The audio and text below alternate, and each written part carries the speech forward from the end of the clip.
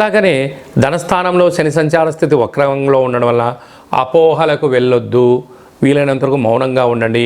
మీ యొక్క జన్మ నక్షత్రం రోజున పూర్ణిమ, అష్టమి తిథి ఎందున దూరావాయు జల ప్రయాణాలు పెట్టుకోవద్దు, అపోహలకు వెళ్ళొద్దు. తృతీయంలో రాహు సంచార స్థితి ఉండడం వలన గతించినటువంటి పెద్దవారికి ఈ యొక్క మహాలయాల పక్షాలలో పెట్టడం వలన ఆత్మ వారి యొక్క తృప్తి చెంది మీకు ఎలాంటి సమస్యలు లేకుండా, అంటే వంశపారంపైన పితృదోషాలు లేకుండా కాపాడే శ్రీరామ రక్ష ఉంటుందని చెప్పి తప్పకుండా మకర రాశి వారు ఆ యొక్క గతించిన వారికి పెట్టుకోవాలి అని చెప్పి గమనించగలగాలి.